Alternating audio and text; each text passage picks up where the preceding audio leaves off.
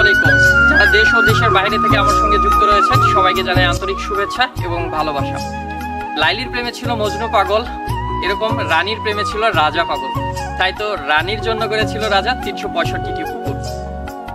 রানী হঠাৎ করে হয়ে যায় অসুস্থ। রাজবদ্ধ বলেছিল রানীর জন্য 365টি পুকুর খনন করতে, এবং রানী যদি প্রতিদিন একটি করে পুকুরে গোসল করে তাহলেই হবে রানী সুস্থ। তাই তো রানীর ভালোবাসায় রাজা করেছিল 365টি পুকুর।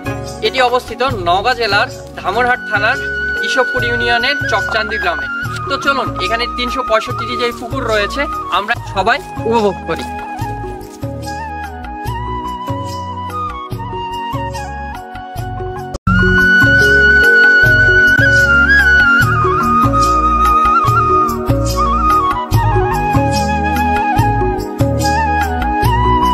উত্তরের সীমান্তবর্তী জেলা নওগাঁর গাছেছাড়া ঢাকা একটি গ্রাম হচ্ছে চকচান্দি।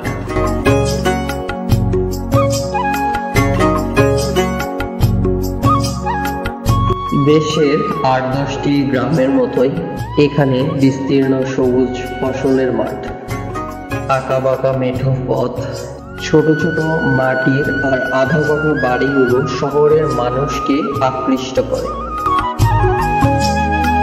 তবে চকচান্দির পরিচিতি এই 365 পুকুরের কারণেই বেশি হয়েছে।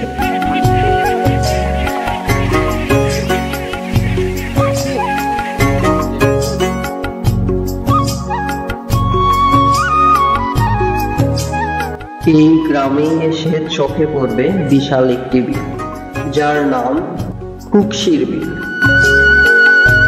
বিলের পাশেই সারি সারি পুকুর।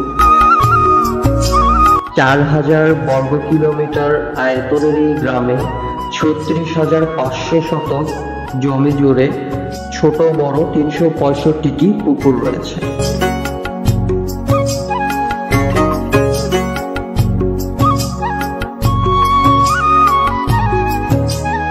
এই সংখ্যার পুকুর জেলার কোথাও কিংবা আমাদের দেশের আর কোথাও নেই।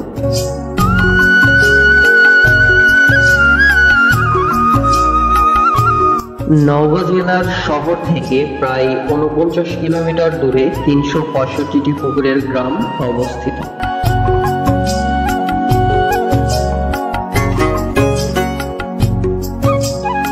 চকচান্দিরা ছিল এক রূপকথার গ্রাম। চকচান্দিরা গ্রামের পুকুরগুলো 8ম শতাব্দীর দিকে পাল আমলে খনন করা হয়েছিল। 8ম শতাব্দীর পাল বংশের কোন এক রাজার রাজ্য ছিল এখানে। রাজপ্রাসাদ, সৈন্য, রাজকার্য আর রানী নিয়ে খুব সুখেই দিন কাটছিল তার। কিন্তু হঠাৎ কি এক অসুখে পড়লেন রানী। কিছুতেই সে অসুখ আর ভালো হয় না।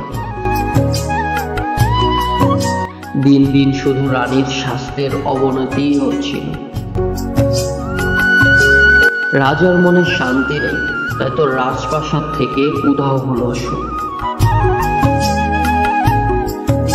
সারা রাজ্যে এলান করা হলো রানীর অসুখ সারানোর জন্য। রাজ্যের যত হেকিম বৈদ্য সবাই এলেন রাজপ্রাসাদে। তারপর এক হাকিম জানালেন রানীর অসুখ ভারী কঠিন। রানীকে বাঁচাতে হলে রাজার করতে হবে রানীর জন্য 365টি পুকুর। প্রতিদিন একটি করে পুকুরে গোসল করলেই হবে রানী সুস্থ। তাই তো রাজা রানীর ভালোবাসায় গড়লেন 365টি পুকুর। ভালোবাসার নিদর্শন হিসেবে রয়ে গেছে সেই 365টি পুকুর। এই পুকুর নিয়ে স্থানীয়দের মুখে মুখে সেই পুকুরগুলোকে নিয়ে এমন গল্প ফিরলেও এটাকে নিয়ে সুনির্দিষ্ট কোনো তথ্য দিতে পারেনি কেউ।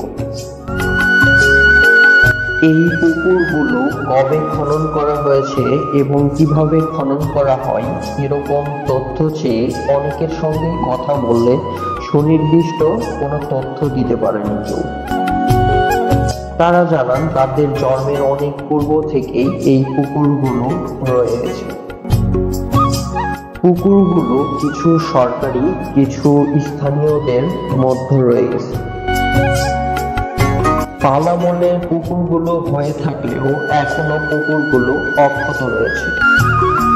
প্রশাসনের কাছে বিনীত অনুরোধ থাকবে স্থানটি পর্যটন কেন্দ্র হিসাবে সবার মাঝে তুলে ধরার ব্যবস্থা করা হোক।